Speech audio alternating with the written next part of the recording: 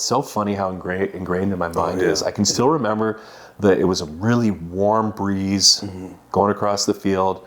I remember the smell of the earth and, seeing the little dry cracks in the soil and hearing some birds chirping. And I laid there and I was like, I was like this, I think this might be it for me. And, it was funny. It was so, because when I stopped moving, the pain decreased a lot. And I just laid there and I was kind of at peace with it. I wasn't scared.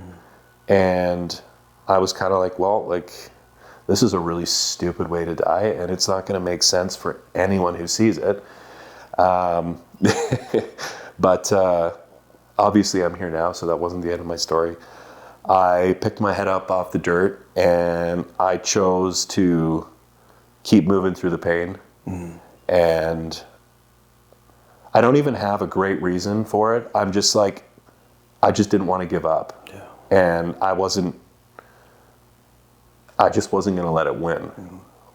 And so I kept dragging myself, and I started losing my color vision. I was starting to get, and I knew I was getting close to losing consciousness, which was probably my greatest source of anxiety at that time. And being a police officer, I know how frustrating it is to respond to calls where you have an ambiguous location and you're trying to find someone because you want to help them, but you don't know where they are. And you've got vague instructions to go off of. And so I was like, I need to somehow get my phone out of the gator, and I need to call 911, and I have to be clear with them, or all of the phase 2 of the pain is completely not worth it. And so I get to the gator, I drag myself there, and I propped myself up on my hands like a seal, and I reached up, and then I just collapsed on my back and just right into the wheat. And I was my whole body was just, I was covered with cuts and scrapes, and I was just, not only was my leg bleeding out now, but I was just all covered in blood from the scrapes. Yeah, and you're probably barely even registering the pain anymore. It's just becomes part of your consciousness. Yeah, it was just point. all trying to, I knew that I needed clarity while I called. And so I remember laying back, and I just I looked up at the sky and I breathed,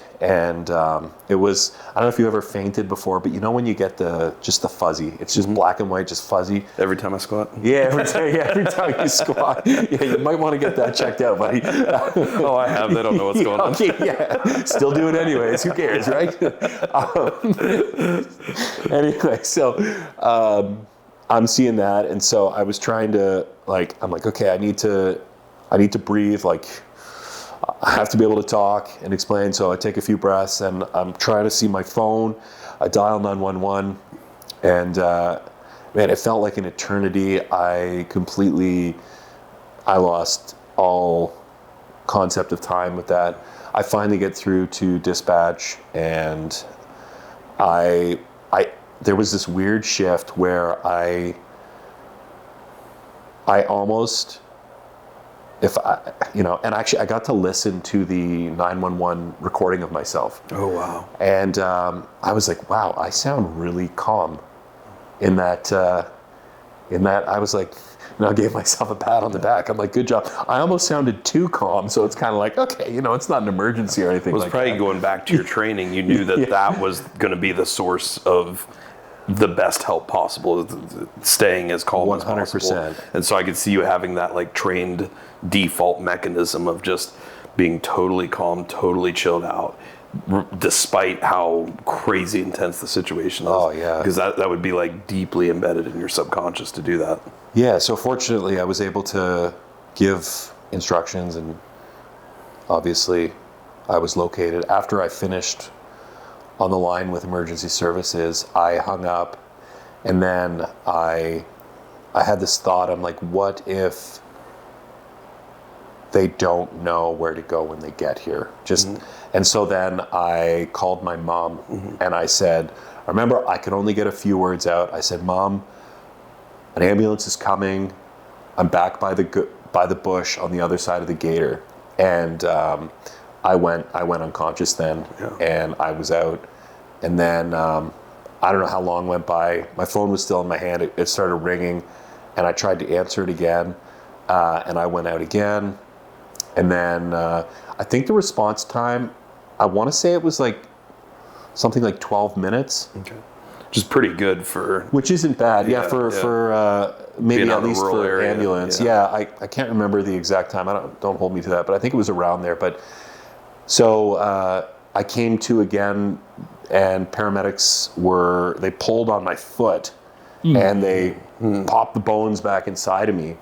And I remember I heard them talking. The two paramedics stepped off to the side, and they were concerned because I didn't have a pulse in my foot. And they're like, he's going to lose his foot if we don't, restore blood flow. And at that point, they were talking about possibly even calling in Air Orange, which is our helicopter emergency services response. And so, but it didn't make any sense at that point. I guess where Air Orange was and where the hospital was, it wouldn't have made much of a difference. Yeah. So they loaded me up after popping my bones back inside of me.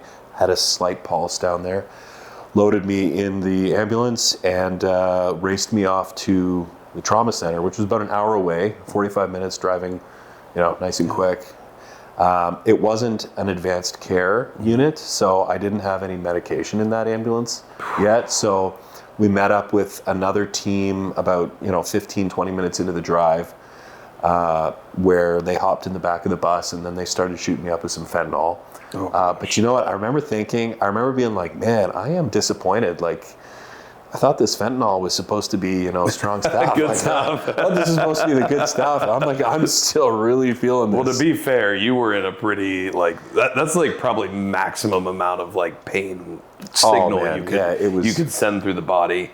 And it's like, you get to certain points, and it's like, there is like a threshold to pain. I think in the sense that you can only perceive it at such a high level before it moves to something beyond pain, and it's just total disorientation almost. It's I think weird. You're right about that. Yeah, it's a really weird feeling to describe, but it's like the opioids and stuff don't even really seem to work on that. No, I definitely felt it. Yeah, I felt my mind was hazed over and everything like that, but still feel like I could feel everything else. But yeah, so they rushed me to Hamilton General Hospital, and I went obviously right through emergency, and I started getting blood transfusions right away, and went into, I had 2 procedures done right off the hop, and they were trying to get some alignment in my bones.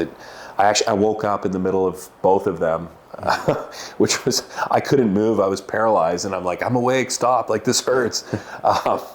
Anyway, so all that to say, that was kind of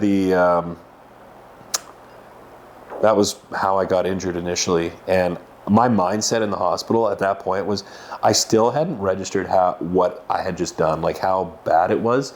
In my mind, I just broke my leg, and I was going to be back to work after 6 to 8 weeks, right? That I was like, I know tons of people have broken their leg. This is nothing. Yeah, it's just it's a minor setback. And it was that day. It was the first time I heard it that day, and I had heard it many times after that. The doctor came in, and he's like, this is really bad. He's like, this is one of the worst breaks I've seen. He's told me, he said, your ankle is kibble in bits.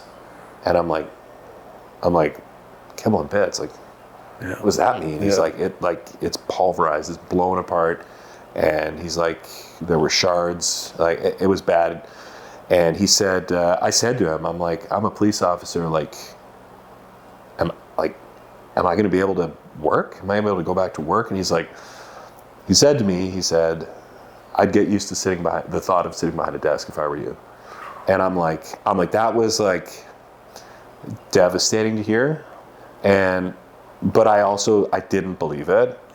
I was like, no, that's the kind of stuff that drives me crazy in the medical world. And same thing happened to me too. I got told, not after my amputation, but after my own near-death experience, they told me it'll be 6 months of inpatient rehab if you ever gain the neuromuscular control to walk again. And it's like, but they told me that before they'd even given me a chance to try. Yeah. Just like in your case, they don't even know what your prognosis is yet.